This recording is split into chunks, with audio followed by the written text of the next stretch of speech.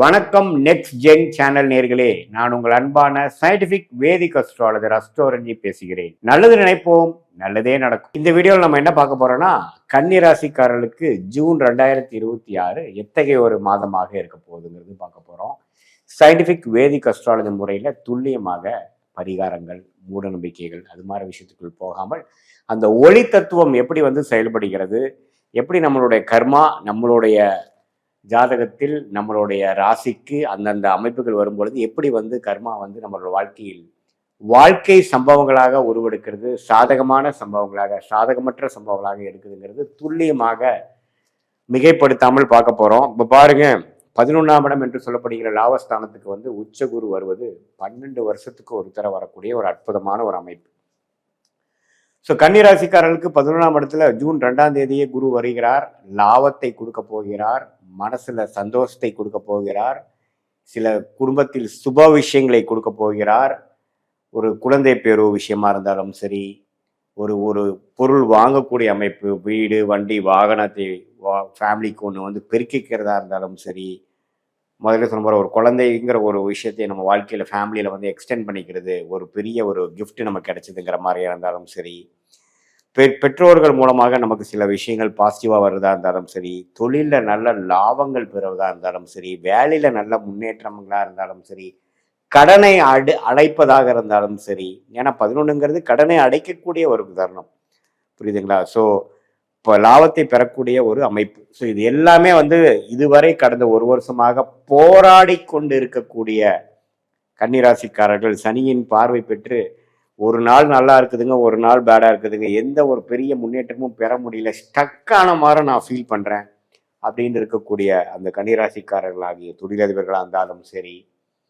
வேலைக்கு போறவங்களா இருந்தாலும் சரி, பெரிய முதலீட்டாளர்களாக இருந்தாலும் சரி, இது உங்களுக்கு நல்ல ஒரு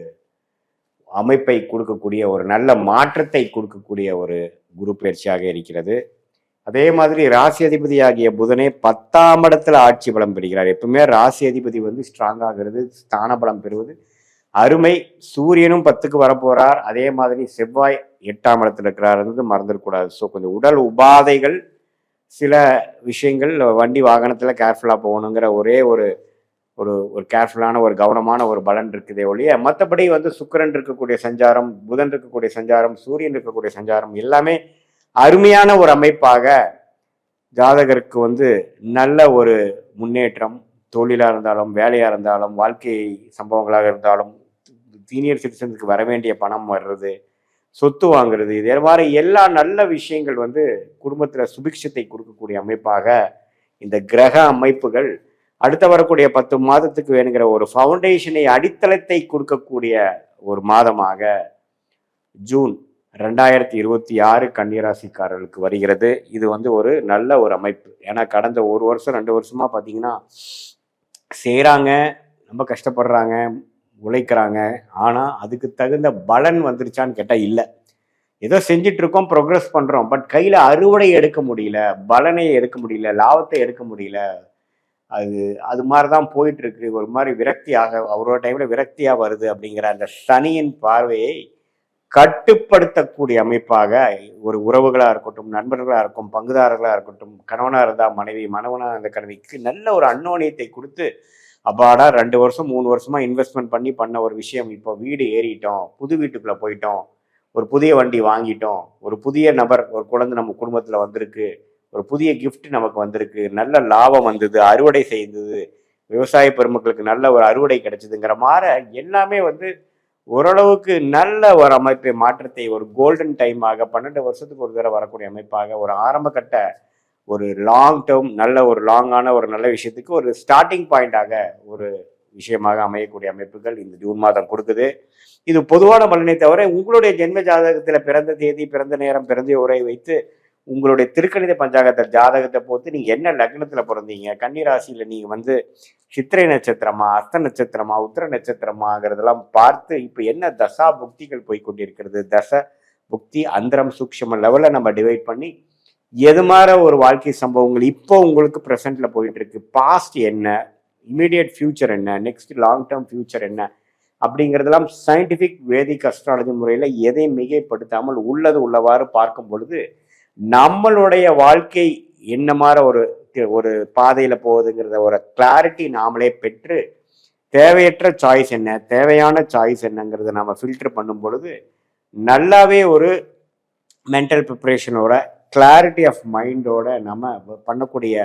செயல்கள் திடமாகவும்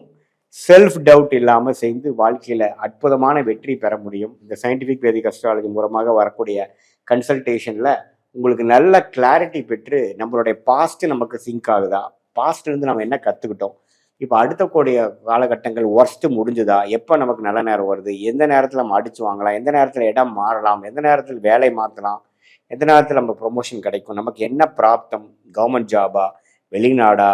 கார்பரேட் ஜாபா, ப்ரைவேட்டா, ஐடியா, சாஃப்ட்வேரா, மீடியா துறையா, எது மாதிரி விஷயங்கள் நமக்கு நல்லா வருது, எப்போ நம்ம சைடில் ஒன்று பண்ணலாம், எல்லா வாழ்க்கைக்கு தேவையான எல்லா வயதினருக்கும் வாங்குகிற ஒரு கிளாரிட்டியை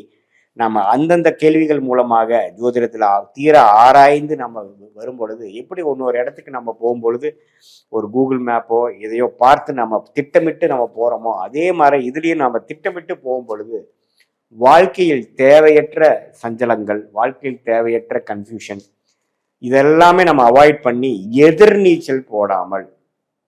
வாழ்க்கையில் என்ன விஷயங்கள், என்ன பிராப்தங்கள் காத்து கொண்டு இருக்கிறது, நம்மளோட யோகங்கள் என்ன, நம்மளோட தோஷங்கள் என்னன்னு தெரிகிறப்போ வாழ்க்கையோட நம்மளோட கர்மாவுக்கு தகுந்த மாதிரி நம்மளுடைய பேட்டர்னையும் அலைன் பண்ணிட்டு போகும் பொழுது எதிர்நீச்சல் போடாமல் நம்ம நேராக எளிதில் நம்மளுடைய வாழ்க்கை குறிக்கோள்களை, எளிதில் நம்மளுடைய செயல் திட்டங்கள் அது தக்க சமயத்தில் அதை எக்ஸிக்யூட் பண்ணக்கூடிய ஒரு கட்டமைப்பு, இது மாதிரி விஷயங்களை நம்ம ஃபாலோ பண்ணும் பொழுது தேவையற்ற பண விரயங்கள், தேவையற்ற பொருள் விரயங்களை தவிர்க்கலாம். பல காரியங்கள் செய்ய வேண்டாத காரியங்களை நம்ம தவிர்க்கலாம். எது நமக்கு உபயோகமாக இருக்குமோ அதை செய்யலாம். யார் நமக்கு கரெக்டானவர், எந்த விஷயங்கள் நமக்கு கரெக்டாக அமையுங்கிறத தெரிஞ்சுக்கிட்டாவே நம்ம தேவையற்ற விஷயங்கள் பண்ணும் பொழுது ஃபோக்கஸ் அதிகமாக பண்ணலாம், கான்சன்ட்ரேஷன் அதிகமாக பண்ணலாம். தேவையற்ற விஷயத்தை தவிர்த்து